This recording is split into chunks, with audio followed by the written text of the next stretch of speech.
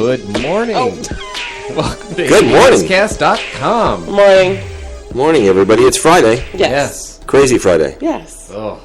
But it's going to be a good day. It's going to be a good day. day. The weekend's going to be great. Mm-hmm. The weather's beautiful. This week went by so fast. It did go by very fast. It did. It's supposed to be 100 degrees today, though. Oh. That's okay. I like the warm temperatures. Is it okay? Yeah. Okay. It's not okay for me. I have air conditioning in my car. Okay. Oh. I have no problem. Oh. Okay. We're already off to a good start. Right? Yeah. We're already off to a good start. Hey, yesterday up in Sacramento, the ladies of Lake L.A. were up there. Okay. Meeting with prison officials and hospital officials and, all over the release of Christopher Hubbard. Oh. And everyone listens to their argument. Okay, even one woman who she's going to be living next door to him. Oh. Okay, and she is a survivor. Okay, Yeah, that's crazy. Of sexual abuse and rape. And at the end of the day, what it really comes down to is, at law, everybody's hands are tied. And you have to follow the law. Well, obviously, because the judge is the ultimate decider. So all that extra stuff is a moot point. The judge's hands are even tied. The judge's hand is not tied. They are tied because the law says this. No, the judge's hand is not tied when we're saying we don't want them here. We don't want him here. Okay. He didn't have to release him here. That part is true. Okay. They have to release him. He can release him in his neighborhood. That part is true, and he is being released. And I don't know if I am allowed to say the date. Oh. Say the date. What is wrong with you? I know that I can. Why? How'd you get the information? I guess I will. He is going to be released to the Antelope Valley on July 7th. Okay. Oh. Yeah, how did you get the information? Why would you think you can't? I got the information from a source. Okay. July 7th. Guard your kids and your wives and your sisters. Yeah. So it'll be, if you're looking to get a picture of him coming down in a, undercover car being dropped off at the house, and he'll be under guard, that is the day. He's going to be under guard for how long? I'm sure for quite a while. He needs to be under guard forever. He's under... As long as he can walk. He's under house arrest, but he will be under guard, I guess, for his safety. So we can be out there? We can go out there. Yeah. There's only a couple of roads leading up to the house. But I'm sure there's going to be a lot of people there. I'm sure. Okay, I'm sure that there's no question about it. And I was talking last night, and I have a solution to this whole thing. Okay. Because I understand that, the judges are bound by law, by statute, and the California Constitution. Why not build? They're paying what, $2,500 a month rent for this little house, right? Yeah. Okay. Why not? And you take that money and let's look at $2,500 a month over 3 years, all right? You're at $70,000, okay? Why not take that money and build a cabin somewhere in the Sierra Nevadas, in the middle of nowhere, and that's where you house them. Well, who's going to make sure that they stay there?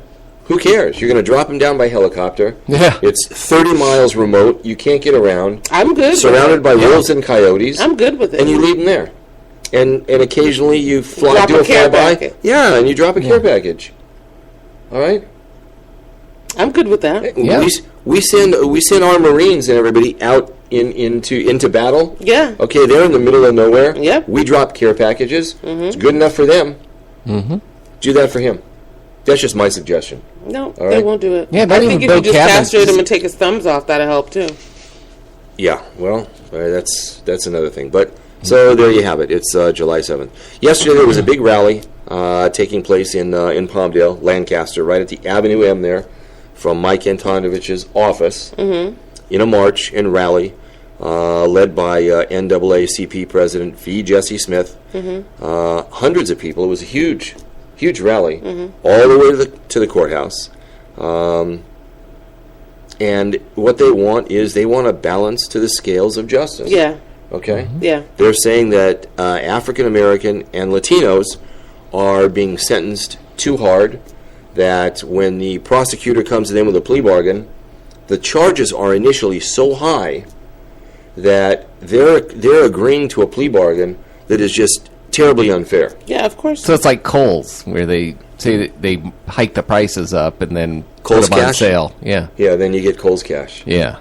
Yeah, I know somebody who loves to come home with Kohl's Cash. Anyway, yeah, and we've talked about this many times on the show. Well, I think that we're going to continue to, as long as we have newspapers that write articles that says that the group has perceived flaws. These are not perceived flaws. The group that was marching yesterday? Yeah, I mean, in the article that the AV Times published, the very first sentence says, dozens of residents marched on the Antelope Valley Courthouse Thursday to protest perceived flaws. Oh. Yeah, they did a caveat. I get that. And we're going to it's all in your imagination. Yeah. Right. Okay. Because it's a perceived flaw because you're white that wrote this and you don't have this reality in your family. Like, that's the stupidest shit. There it is. There you go again. Because it is. It's just so stupid. It really is. And shame on you, whoever wrote that article, because it's not a perceived flaw. It is what it is. It is a flaw. Yeah. Okay, but it is a flaw. It's not perceived. No, I know, and there's no question about that. And Xavier Flores, who's the local chapter president for the League of United Latin American Citizens, we know him, we've met him. Yeah. Did we have him on the show? No, but I think we just saw him a lot of times at some Palmdale stuff. He made a comment that he's been privy to this injustice for the last 30 years. Of course he has. It's not that he was any more privy to any than anybody else. It has been going on. There is no question about that. No. And they know it. Locally, they know it. The sheriff's Nationally, we know it. I understand that. Yeah. Okay. They know it in Sacramento. They're even trying to change it up there. Yeah. It is a problem. It's not a perceived flaw. No. No, Times. And what they're looking for, what the group is looking for, and it's really kind of simple. And what we should all be looking for, regardless of color, gender, anything, we should all be looking for these key points, but it needs to start with the last one. An overall reform of the criminal justice system. Yeah. Agreed. That's the first thing. Agreed. An end to overcharging residents with unnecessary felonies and strikes. Right. Okay? Plea bargains that are fair, balanced, and just. Yes. Okay? Fair sentencing. All of that we've talked about. We know it's an issue. They know it's an issue. And it's so funny because, and I totally get it. If you're a criminal and you did something wrong, you should totally get punished for that. No one's saying let them go off scot-free. But when you give these people felonies and then you expect them to get out of jail and be productive members of the community with this tag felony on them, how are they getting a job? Well, they can't. And that's something else in Sacramento that they're talking about, is that they want to now bar employers, okay, from even being able to ask the question on an employment application. They should.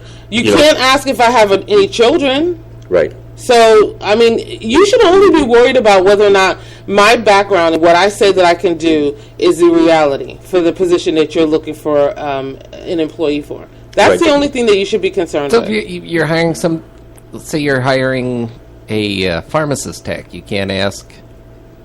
What if they? No, what they're saying is it has to be relevant. No, I mean, what if they have if they serve time for selling, pills. I think that it should be something that I think that should be let out. That should be something that someone has to reveal.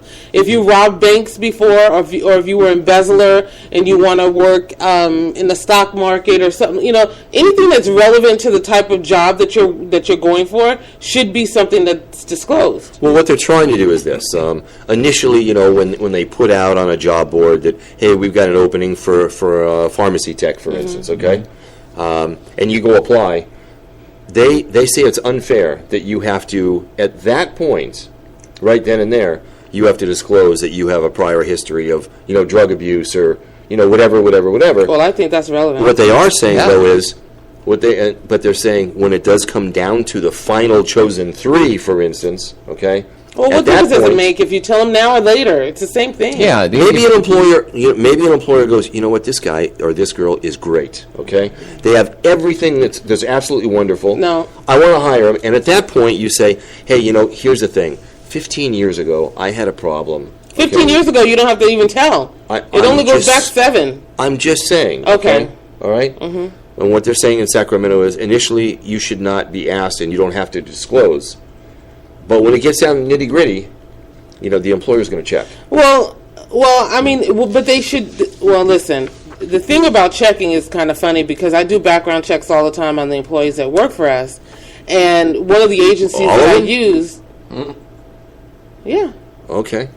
One of the agencies that I use is a friend of mine now because we've been using him for a long time, and he'll say to me, "Well, Angelina, I'm supposed to only go back 7 years.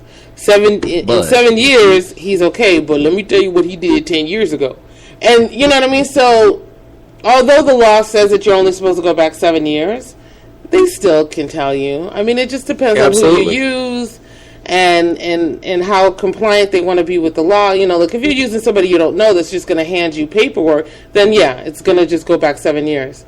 I think there are a lot of smaller businesses that will disregard that and say, hey, this person had a problem, this person did something, but I think this person's great. I'm going to give him a chance. Well, I don't know.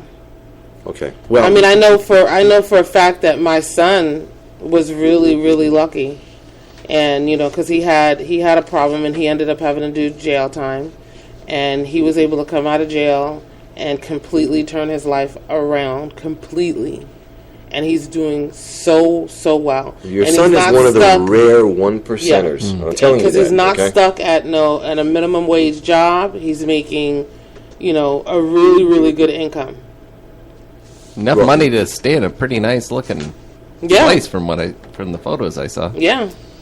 He's one of the 1%ers. But you know what? It also depends on your frame of mind and who you are as an individual. Because my son is not one who says, "Oh, my past, they're not going to give me a break. I can't get anything. I'm only going to go for these kind of jobs." He doesn't. He just refuses that. Right, because you put a hurdle in front of him. Yeah. And I'm going to go over it, under it, around it. But he's like, whatever. I don't see anything. Yeah, he doesn't see it. No, he's a great kid. Yeah. He is, from day one that I met him. All right, moving on.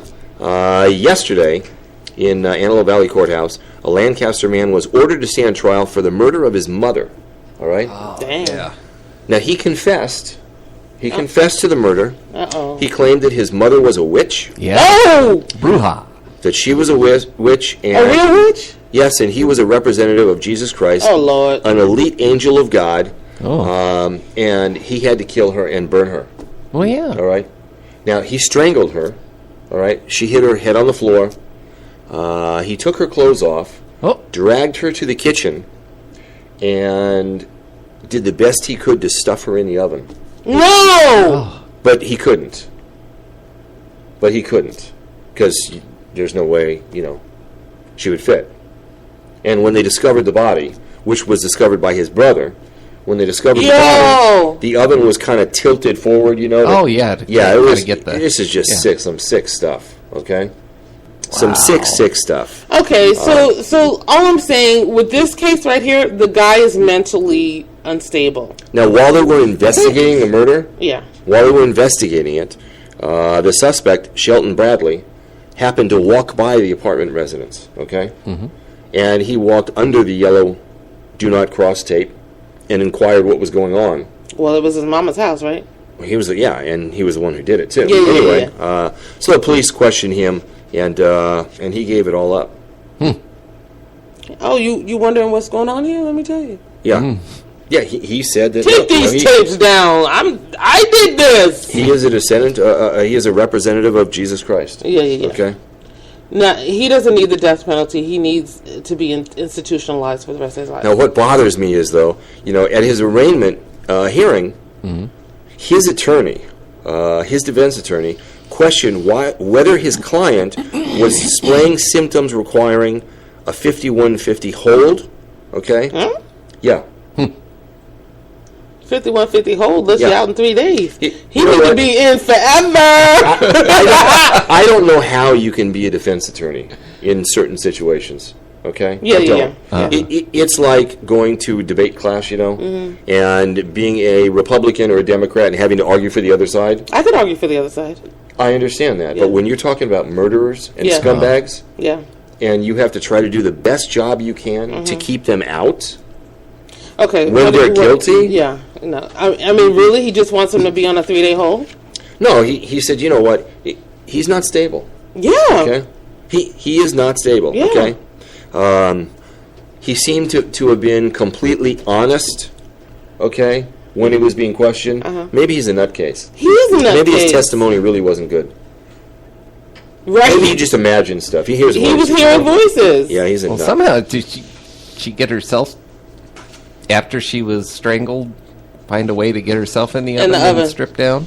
Well, see, I think, part of the problem in that particular story is why Jeff and I are on the board of NAMI, and that's to get rid of the stereotypes, the stigma rather, related to mental health issues. Because clearly, you don't just out of the blue say, my mama's a witch, I gotta kill her. Clearly, this boy has always had issues. Yeah. But we're so, if you have cancer, it's okay. We'll help you break a bone, you're good. There's nothing wrong. There's no shame in that. Yeah. But I don't get it. There's just absolute shame if you're an idiot or if you're mentally touched. Switching gears. I'm just saying, because if we would embrace it and understand it like we do anything else, then these people would be able to have the benefit of treatment. And we wouldn't have to hear about stories. We're no better off than we were in the Middle Ages, as far as that's concerned. So and the world is so much worse now that you can crack just from going to a stressful job every day. Wait, so you're saying it's a pity that he didn't receive treatment in advance? Yeah. Is what you're saying? Yeah. Because some people, treatment doesn't work for some people. No, what I'm saying is if we embraced mental health issues like we should, he would have been in an institution and it wouldn't have been a stigma against the family. Because this guy should have already been locked up. Oh, yeah. There was no, take your pills, make sure he takes them every day. He'll be okay for that dude. California, by law, we don't move very fast to institutionalize people. Well, they should have moved quickly on that one. Well, yeah, and they're looking at that. Like Orange County just passed an ordinance. They're looking at that as a viable alternative. It's so, isn't it amazing how it takes us, what year is this? And we're looking at that? Yeah. Nothing's new under the sun. Nothing is new. Years and years ago, I was out working on a computer out in the garage, and I had the TV going, and I saw the news. They were doing a special report out in front of some house, and I'm like, oh, that house looks familiar. Uh-oh. And I looked out the window of my garage, and there's the news crew out there just down the street. And apparently there was a guy living in a house with his invalid mother, and he was doing bad things with her. And she broke a bone, and they took her to the hospital. And she said, oh, please, God, don't let me go back there. My son beat me. It wasn't beating. Yeah. He was sexually abusing her? Yeah. Ew. And to keep her from telling, while she was in the hospital when there was nobody around, he took a pillow and put it over her head. Did he kill her or just attempt? Yeah. No, he killed her. In the hospital? Yeah. Here? Yeah. In the Antelope Valley? Mm-hmm. AV Hospital? Yep. Good God. Yeah. Good God. Yeah, so it's... How'd they find out that he did it then? How'd they find out he was sexually abusing her? I think DNA evidence? Yeah. That's not hard. Mm-mm. Do a swab. What will make you test the mother for the son's DNA? I'm sure that, you know what. I don't. She may have started spilling the beans prior to him doing that. Man, I'd have been screaming. Get me some break. I mean, poor thing. Yeah, so there's a lot of nuttiness just under the surface. Just next door, barely. Yeah. Makes me feel better about myself. Yeah. I'm not the craziest guy in the block. Makes me feel like hot zone's not the worst thing in the world. Yeah.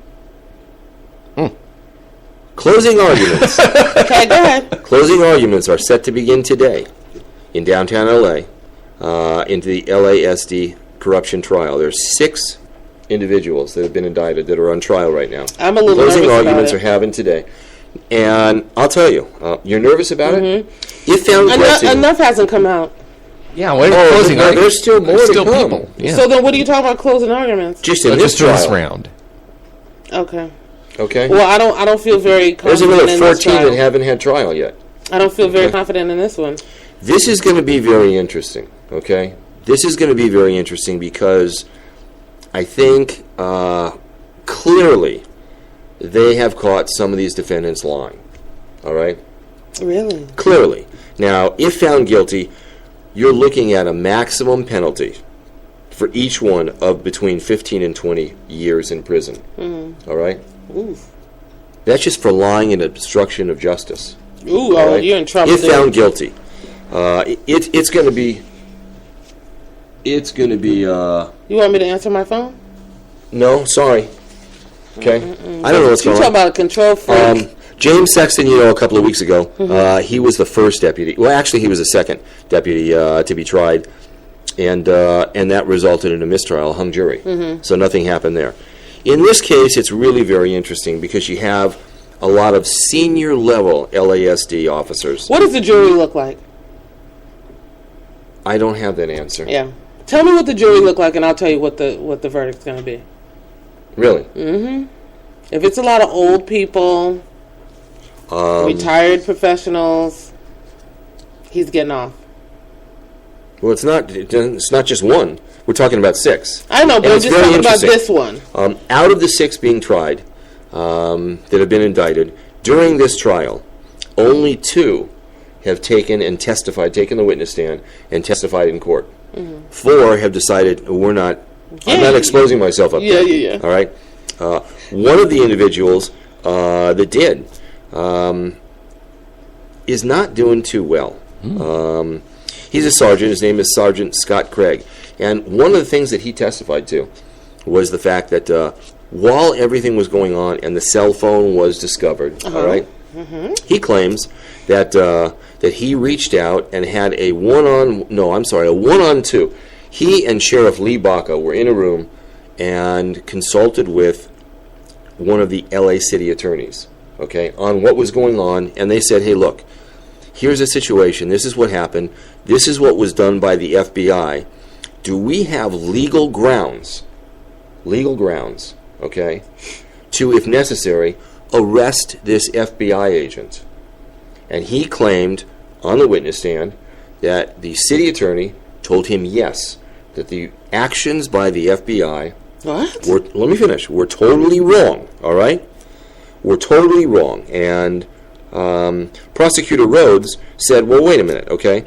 Regardless of the supremacy clause, which that's a clause that says, look, if there is especially federal, law enforcement division that is investigating criminal acts, okay, can you charge them with committing a criminal? No, you can't. No, okay, because they're just working, doing the normal course of business, okay? Right. And he said, no, this is the attorney that I met with, and this is what the attorney said. She said, okay, fine. Next witness, let's bring the attorney up. Uh-oh. Okay. What'd the attorney say? I don't know what you're talking about. Attorney said, we never had a meeting. Ooh! We never had a meeting. We never discussed it on phone, in person. It never happened. Wow. All right?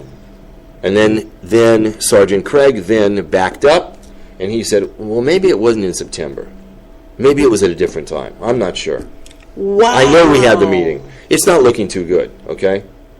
And he actually went to the FBI agents, went to her home, okay, threatened to arrest her. He was actually a point man conducting surveillance against this FBI agent. Yeah. All right? But he claims, hey, we weren't doing it because we were in trouble. We were doing this because what the agent did was against the law. Okay? And we wanted to find out. We were mostly worried about how bad was the corruption in the jail, because I don't like corruption. Oh, yeah. Okay? He's so full of... I don't like that, okay? I don't like the fact that she was able to coerce one of our deputies into smuggling in a cell phone at the cost of $1,500, okay? I don't like that, and I was most interested to find out how deep this corruption went. Yeah, that's why you go to her house in the middle of the night threatening her. Right. I wasn't part of it. By the way, the deputy that was convicted of smuggling the cell phone in, initially he was told that he was going to be paid between $1,500 and $2,000, okay? And inmate Brown said, hey, I have a friend on the outside that will give you this much money if you get the cell phone.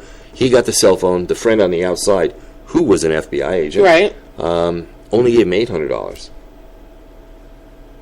He said, I'll do it for $800 because I need the money. Right. Okay? Desperate. Yeah. This is going to be very interesting. I think you're going to see some convictions in this. Yeah. Okay? Maybe, yeah. But I don't think you're going to see anything near 15 to 20 years. Oh, no. Okay? Might get some probation? If you see convictions, no, I think you're going to see something in the, 2 to 3 year range. That's disgusting. Okay. And that's my guess. And my guess is with my perceived view on corruption in the system. Yeah. Yeah. It is interesting, though, because in several instances, they bring up Sheriff Lee Baca's name. Lee Baca was there with me and the city attorney and da-da-da. But it keeps falling on deaf ears because the city attorney says, hey, we never had that meeting. This didn't happen. All right. Well, Lee Baca is protected now, so they can scream his name as much as they want to, but he's never going to be touched because he took Paul the deal. Tanaka? Yeah, Paul should have took the same deal as Baca, but he didn't. No, he didn't. And I don't know what kind of deal, if any, Sheriff Lee Baca got. But obviously, because this was all going on, he got. Well, I mean, we can't be roving idiots. If you are, talking about running and you're in the midst of getting all geared up to run to continue your career, and then all of a sudden, out the blue, I quit. Mm-hmm. Right at the heel of this, come on! Like, how dumb do we have to be as citizens to understand that it's directly related to what they would be able to bury his behind with? I still say just let all of this keep going because more and more evidence comes out. Yeah. And I think you will see Paul Tanaka indicted. Oh, I hope so. Okay. Mm-hmm. I think that's going to happen. Yesterday, they did find Mike Herdman, the missing firefighter. Oh, they found him? No, not him, but they found his dog. Oh. Okay. Mm-hmm. Did the dog have his shoes on? They found his dog. The plan was to utilize the dog because the dog was hanging out in a specific area. Mm-hmm. So let's get the dog over here and let's see if we can search that area. Mm-hmm. So they got a hold of the dog, but the dog has now since escaped again. Oh. Because the dog is out roaming somewhere. What they are using, though, and they started using it last night, is they have 2 drones. One is fixed wing, okay, and the other is not. And they've got infrared cameras. Mm-hmm. So they're trying to see if they can find a heat signature. They're not going to find a heat signature. Well, that's what they're trying to do. Well, why would I think it's very interesting that they found the dog. Mm-hmm. I think there's a level of hope. Okay. What is wrong with you? I don't think... Look, the dog's still surviving. Rationalize the part of running out with no shoes. And then I'll be with you. This is Steve who went out and helped look for a missing girl that went off the... So he has the hope. I understand that. Yeah. I understand that. I mean, you want to go look for a missing child or whatever. But all I'm saying is that this guy met with foul play. You don't go running after your dog with no shoes on. You know what I think? You know what I think? I think that I think maybe he was bit by a rattlesnake. Mm-hmm. I'm going to throw that out there. Would have been harder with shoes. Okay. I think they're going to find him. Yeah, they're going to find him. I hope that he's okay. I hope he has clothes on. I don't think it's anything that your story is like a paperback book. I think they should be looking at his buddy that he went up there with. Because it just does not make sense. I mean, I'm just saying, if we're hiking together, us 3, and we decide to go camp somewhere, real secluded, I'm not letting you go past my vision of sight for 5 minutes because it's so secluded, and I want to make sure that we're okay.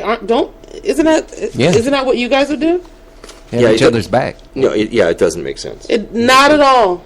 No. It doesn't make sense, but... Even if your dog went running, and you love your dog, oh my God, my dog went running, I gotta go... Okay, Steve, we're gonna look for your dog, but hold on. We gotta get ready to go look for your dog. All of us. I get that some of it doesn't make sense. But I don't think there was foul play. Okay. I don't think so. Jeff, where's your... I'm always there to assume the worst. Yeah.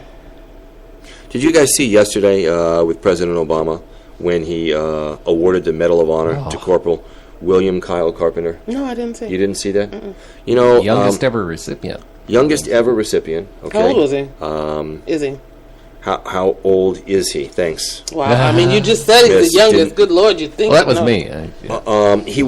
He was 21 when this happened. He's now 24. Okay. Haha. Facts at my fingertips. You know, he's standing guard, and he's with some of his buddies, right? And they had one of these conversations of, hey, what would you do? Okay? And the conversation was, hey, what if a hand grenade flew in here? What would you do? This was a conversation they were just having. Okay? Right before this thing happened? Yeah. Okay. Okay? Mm-hmm. And he said, you know, if a hand grenade came in here, I'd jump on it. I'd jump on it to save my friends. That's what he said. Is that what he did? That's what he did. And he's alive? He is alive. And he has no limbs? No, he does. He's You've okay? got to, you know what? Hot Instead zone. of the books Hot on zone. tape. Hot zone. Okay? He survived. Tremendous act of courage. Okay? Yes. Tremendous act of courage. They saw this grenade come in. All right? They had a moment to look at it. Not only did they know that the grenade was there, they saw the pin had been pulled. Okay? It was triggered. And without thinking, okay, he dove on this. Okay? To save all of his buddies. Did he have a bulletproof vest on? He did have a vest. It tore his vest apart, okay? And he walked away? He's been through 40 surgeries. Wow. Okay? Poor baby. 40 surgeries.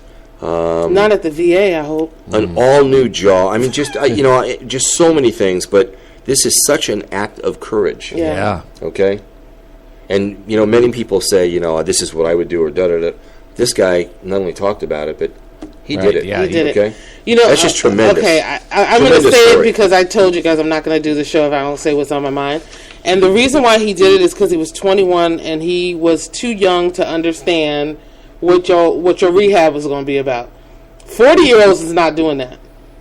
You know what? I'm just keeping it real. I disagree. I saw just the other day. I saw a guy was at a gas station. And he's putting gas. He has like no face left.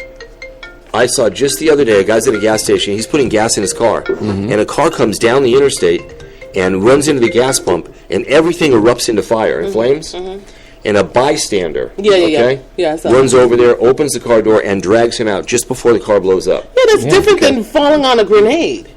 How? I mean, no, it's just car reaction. Can explode like the grenade can. Hey, Michael.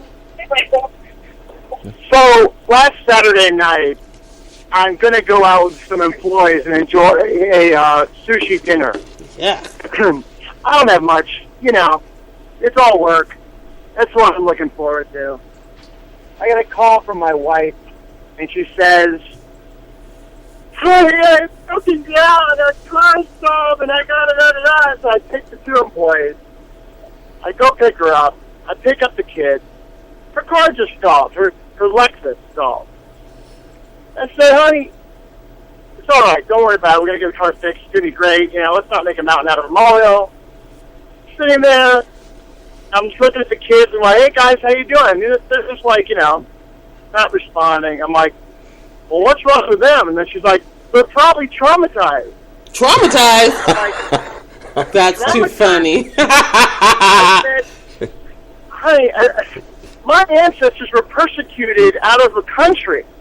They were nearly killed at gunpoint. These kids, you stalled in your Lexus. That is so funny. Not even on the freeway.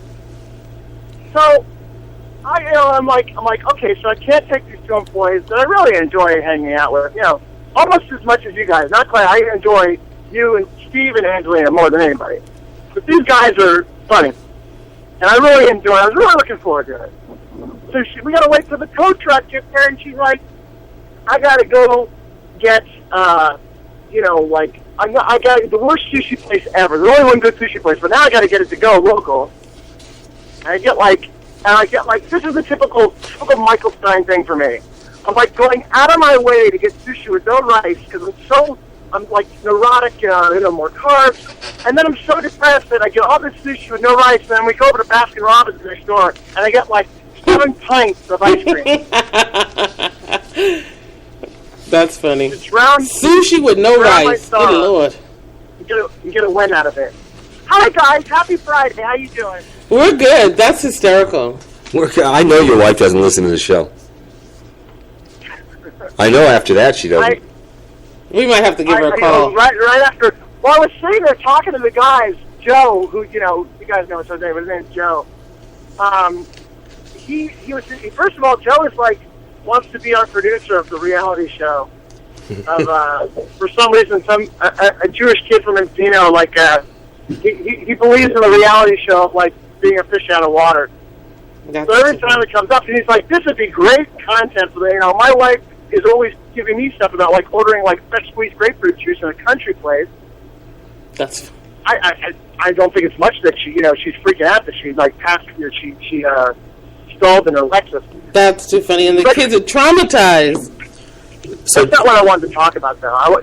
Steve and I were talking about a really interesting subject a couple days ago, and I thought we should talk about it. Steve, take it away. No, we were talking about immigration. Okay. And we were talking about, if this is the one that you're referring to, and we were talking about how many immigrants, are coming over the border, through the Rio Grande, coming into Texas, at a rate of like 35,000 a week. Wow. Okay? So it's unbelievable, They can't deal with it. So much for border patrol. And, Michael had a good suggestion, because we were talking about crime and about other things, what was it, a 3 strikes law? If you come here, regardless of crime, and you commit a crime here in America, even if it's a misdemeanor, makes no difference, all right? You're expelled. You're gone. You can't come back. Well, they'll come back again through the same area because they don't guard it. Is that what we were talking about? We were talking about that, and here's the thing.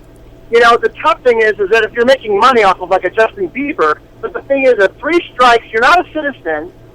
You better be on your best behavior. So 3 strikes and you're out.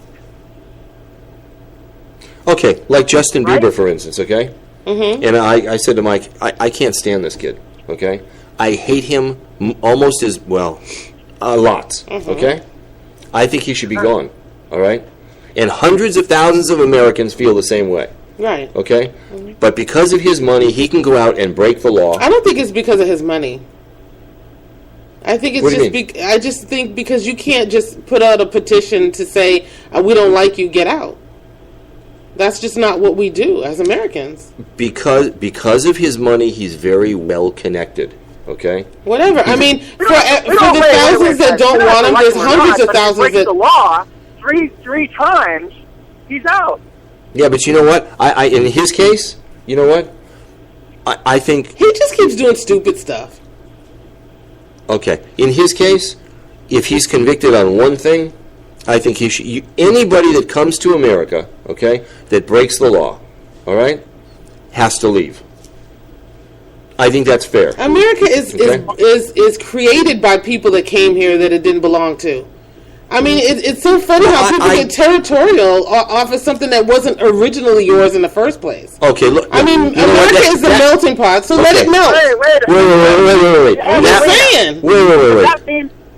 Does that mean that everybody should come here and we should just open up the doors? And I'm just curious. No, I absolutely think that we should. I think that we should make laws on the books that will tax everybody equally and will allow people to come here and have the life that they think that they want to have in great old America. Yeah. Well, let me ask you a question. Michael, what do you think about the Washington Redskins football team losing their patent and trademark on their name 2 days ago from the United States Patent Office, because it was disparaging against Native Americans? Well, here's the thing. Why do you get to make an opinion on that when you're not a Native American? Maybe ask a Native American. Ridiculous. That's ridiculous. You can't have an opinion on it unless you're Native American. No, what I'm saying is it's not. No, what my point is that it might not be offensive to me. It's not offensive to you. It's not offensive to Steve, obviously. But obviously, it was offensive to the Native Americans, and they didn't like it. So should we not? There's no such thing as a Native American. I was going to say that the contingency of those people, whoever they are, whatever contingency, if the majority of that contingency says that this is not what we want to be called, this is not how we want to be looked at, then they have the right to decide on how, then what they want to try. If they want to pursue that issue and get that nullified, that they could use that, that's their right. And I think I believe that the majority of that contingency should control that. Right. Is that not reasonable, Steve? It is reasonable, okay? It is reasonable. So they found it offensive. But again, okay, everything in America, everything is coming down to being so politically correct now that we are starting to pull apart in every single little tiny thing. And that in and of itself bothers me. Okay? I understand that. That does We're bother getting me. overly crazy. We are getting overly crazy. Agreed. Okay? Yeah, I think that we're getting overly crazy. But if a group is saying, I don't like the little Indian thing, then you gotta listen to that. There was a school in Northern California. I forgot the name of the school, but they had to get rid of their mascot. Okay. Who wants to go to Nazi High? Guys, my high school was called the Birmingham Braves, and we donated in 1985 when I graduated. We donated a mural that said Birmingham Braves. They had to paint over that. Now they're called the Birmingham Patriots. So what's going to happen now to the Atlanta Braves? I don't know. What happens now? Maybe they're next. Maybe they're next. All right. Maybe they're next. Okay, or now we're going to have a bird-watching organization say, hey, you know what, St. Louis Cardinals, hey, I don't like what you're doing to their name. No, that's a bit different. And that's where we would go crazy. That's where we'd be going crazy. What about like nudie books, like Playboy or Larry Flint? What about them? It's disparaging women. Oh, but women subscribe to it. Okay, every one of them? We've become so I don't pick it up if I don't like it. Okay. You know what I mean? Yeah. We have. It's out of control. We're out of control right now. Okay? Do I understand somebody presenting an argument against the Washington Redskins name? Yes, but I think it's I don't think it's right. I have a problem with it because there's going to be more. Jeffrey brought up a good point. The contingency of women that do not like Hustler or Playboy are not as large as the contingency of the overwhelming contingency per capita of the Indians, the Native American Indians, that don't like the insignia and the logo on Redskins. Very true. To all women, some women read Playboy. Some women don't have. Many women don't have. I mean, they pose for it. If they didn't like it, you wouldn't have the pictures. Women subscribe to it. They pose for it. They work out hard to have that Playboy body. They buy into what men or women, decide is beautiful, and they subscribe to it. And you're right. That's exactly the point. But going back to whether or not people should be able to come to the country, I think we should open up the immigration laws. We should allow them to be able to come to be citizens so that they can be taxed, so that they can pay into society, so that they can actually do it legally. I mean, why do we rent apartments to people that are illegal? We talk on both sides of our neck. Okay, but it's ridiculous. But we have a problem here. We'll let them become doctors. They can be lawyers, but you can't be a citizen? Okay. That's stupid. But we've got a problem here, okay? We've got a problem because we've got hundreds of thousands of people in America that are living on the streets, okay? We've got hundreds of thousands of people that are living below the poverty level. Yes. Before we start bringing more people in, can we fix our damn country? Oh, absolutely. I mean, you should be looking at Texas and these borders that are allowing all these people to come through. There's something wrong.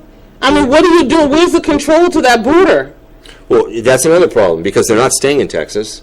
No. They're putting them on planes, trains, buses, and automobiles and bringing them to Arizona. That was another thing that Steve and I talked about. The reason why Texas doesn't want them because they don't want more Democratic voters, and the minorities are usually Democratic. Right. Right. Which is true. And they can't even vote. They're not legal. And Rick Perry's not having... You know what? We don't monitor it. Wait a minute. Angeline, in the last election, you walk into a polling place, you say, hey, I want to vote. I don't know where I'm supposed to vote, but I'm going to vote. They say, okay. Yeah. All right. And I keep saying, and I said it twice, do you want my ID? And they're like, no, we don't need to have your ID. I mean, the system is so screwed up. You might as well let me vote on my phone. Because I could have went to 5 different polling places and voted. Right. I could have went to 5 different ones. And that in and of itself is an argument to nullify an election. Yeah, absolutely. And that's an argument enough to say, why don't you accept one vote from every phone, because you have to be 18 to be able to get a contract for a phone, right? Right. So every phone can vote one time. Yeah. Hey, Michael, let me ask you a question before I let you go. I read an interesting article that was from the Annenberg School of Management, and they were comparing California to Texas. And they were talking about not California's regulations, but California's taxes, okay? From our property tax to our sales and use tax to everything else. And one thing that they said was, if you eliminated the business tax, the personal tax, and a lot of other taxes, and just raised the property tax you pay on your house to 4%. That's horrible. Okay? They said you would be matching Texas. Yeah, because everybody wants to live. Hey, look, California's a great place to live. California, to me, I still love California. I love Los Angeles. I think that, as we speak today, I'm wearing my LA Dodgers hat, my plaid LA Dodgers hat. But the thing is that they're not structured in order to get that boat moving that way. And everybody knows that, is that you would need to change the philosophy of all the politicians, and there's so many things put in place, it's hard to get that boat moving. But of course, everybody would move to California. You'd have an influx of people moving there, and it would be very successful, as far as the state is concerned. What do you think about that, Jeff? If you had no personal income tax, all right, in the state of California, okay? Okay. And they eliminated a lot of the other taxes, all right? But the only thing is they're going to raise your property tax to 4%.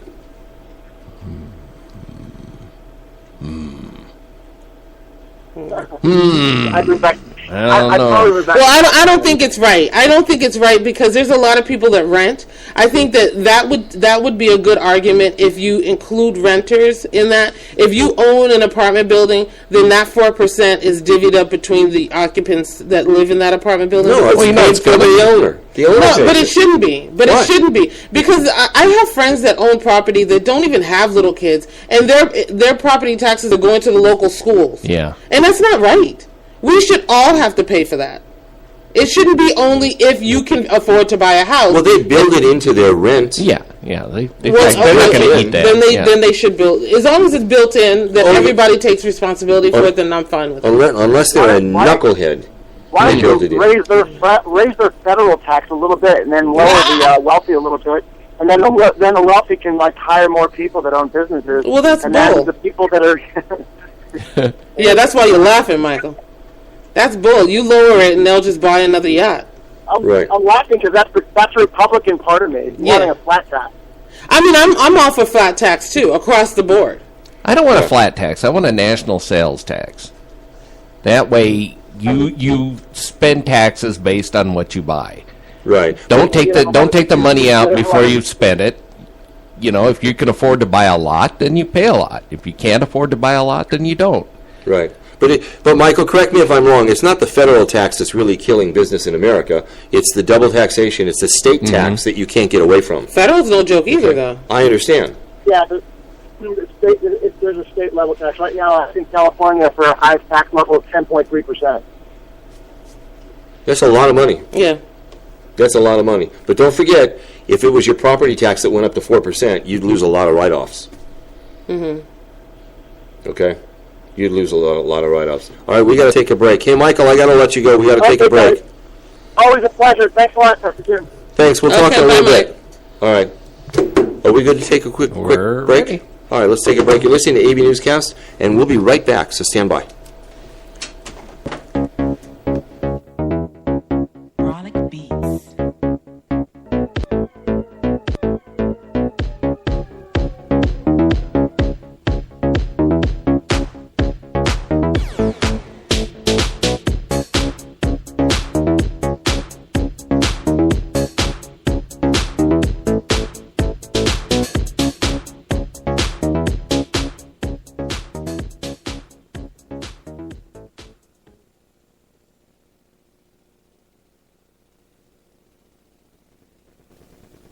There's a school in Palmdale that's become the talk of the town. It's called the Guidance Charter School, and many parents say it's magical. The Guidance Charter School is WASP accredited, scored 783 in academic performance, and has an educational curriculum that exceeds the state of California standards. The curriculum is enriched through age-appropriate exposure to information technology, arts, foreign language such as Arabic, and physical education. The Guidance Charter School has a winning CIF sports program with soccer, basketball, cross-country, volleyball, swimming, cheerleading, and more. An open enrollment, free tuition school, publicly funded. They've been in business for 12 years and are fully approved by the Palmdale School District. The Guidance Charter School has small classroom environment, 20 students in grades K through 3, 25 students in grades 4 through 8, and no more than 30 students in grades 9 through 12. Call the Guidance Charter School in Palmdale at 661-285-1600. That's the Guidance Charter School in Palmdale at 661-285-1600. And check out their website at thegcs.org. A better high school choice.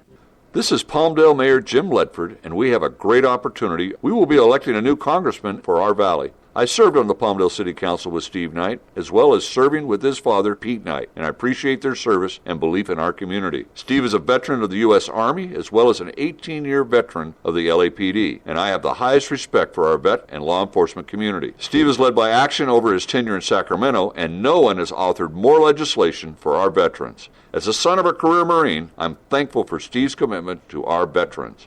Please join Mayor Pro Tem Tom Lackey and I in supporting Steve Knight for Congress. Frolic Beats.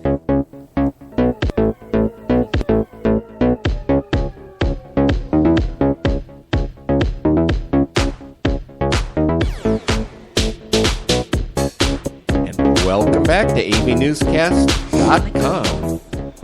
Hey, what was that? I don't know. We were talking the other day about undercover LAPD officer Frank Liga, who has now come under fire, for some of the comments that he made during a training exercise with the LAPD. Wish I could have shot more of them.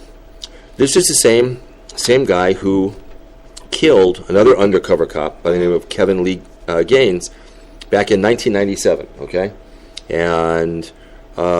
And back then, and still today, the shooting of a black officer by another white officer really fueled a lot of racial tensions. But when I have to tell you, when they started looking into Officer Kevin Gaines' background, back in 1997, it opened a lot of problems. It was a Pandora's box. It was the Rampart scandal. It was a lot of problems. Why? What'd they find? Well, they found that he was employed and had ties to Death Row Records. Huh. He. Why is that bad? Let me finish. Okay. Well. Hey, he could work security in the off time, right? Yeah, it was undisclosed. He never disclosed he was working security. Oh, he's paying him under the table. He didn't disclose that his live-in roommate and girlfriend was Suge Knight's ex-wife. Okay. But why is that? Why does that make him horrible? I didn't say it made him horrible. Why does that make his background questionable? He's not Suge Knight. No, I understand that. Okay. Because you need to, when you're an officer and you're getting employment outside of the LAPD to do it, even security at Dodger Stadium, you need to request permission, and you've got to do that. Oh, okay. He kept it all confidential. At that time... what else was in his background? What else was in his... he was tied to the Bloods, street gang, in some fashion. So we just grab some crap out the air and just say you're tied No. What kind of fashion? Like, if we're going to make allegations... what did he do? Was he trying to talk to Bloods to try to get them out of gangs? Like, what was the fashion that he was tied to? No, back in 1997, he was at Suge Knight's ex-wife's house. There was a call that went into 911 claiming there was a burglary. He was the first officer to show up. Then other LAPD officers showed up. he didn't like the way that they were handling the investigation. There was a big altercation. They had to handcuff him. Okay, he claimed that he heard the radio call. He showed up at the house. Not that he was there ahead of time. No, and then it came out that he was the one who made the 911 call into the LAPD. Why would you do that? That's what started people starting to look at things. Okay, the night he was killed in Suge Knight's. He was driving the ex-wife's car. Okay, all of the employment that he had was never disclosed to the LAPD at all. Okay, and we know that Suge Knight had extreme problems, legal problems with the LAPD. But it's really interesting that going back into 1997, there's a lot of claims and allegations that he was a bad cop, and now flash forward and start looking at Frank Liga. He's no better. Oh, why? What was in his past? Well, there's a lot of things. Well, how about the thing that's screaming at me is that the LAPD don't do their due diligence to find out who the hell they're hiring. One way or the other. Whether that guy was a bad cop or the other one that killed him was a bad cop. What are you doing you're not doing anything different than a small business. How do you not know all of these things? How can you find out now after the guy is dead, but you didn't find out when you were hiring him? Right. Now, you can't ask. That's the way That's so sick. Suge Knight grew up in Compton, and I don't know if you know it, but he actually tried for an NFL football career. Okay, No. And then when there was a football strike, he actually did play for then the LA Rams a couple of games. Suge Knight was a known member of the Bloods. Right. Okay, and he and his company is employing this LAPD officer. That's kind of a conflict. All right, that's an issue. I understand that. What's interesting, though, is at the time, Internal Affairs was run by then Deputy Chief Bernard Parks. Okay, which is interesting. Deputy Chief Bernard Parks looked at the situation that happened with undercover agent Frank Liga and said everything that this guy did was above board. Why? What did he say that he did? I mean, you pull a guy over for a traffic ticket, and it results in him being dead? What kind of ticket is this? They got into an argument. It was kind of a road rage thing. There was an argument that ensued, okay? And he pulled his gun, and he killed him, okay? How is that okay, though? It's a traffic stop. I understand. I get it. And you say, how is that okay? I have no clue on that. Right, okay? Yeah. Because so go ahead with that guy's background. What else was in the other guy's background? Well, there's a lot of stuff that's coming out about his background right now. And it's going to be very interesting as it comes, not only with the comment, but it's starting to look like this guy is really a racist. Okay? A serious racist. Yeah. Okay? Well, I don't think necessarily that he had to be just because he killed the black guy. But what was that speech when he was doing the training class saying... Oh, yeah. Okay. Right. Sorry. Okay. I'm saying at the time, I'm just saying just the case in and of itself, I wouldn't classify, But what was his ties? What's coming up on him already? There's a lot coming up, and there's an investigation that's going on right now. But so you're not sure about...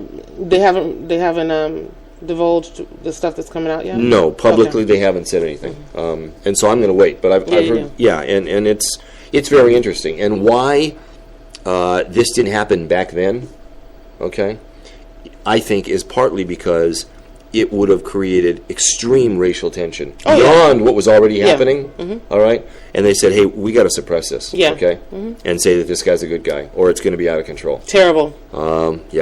Yesterday, Kevin McCarthy was elected Majority Leader of the House. Yeah. Making him the first Californian and the youngest person ever to take majority leadership of the House.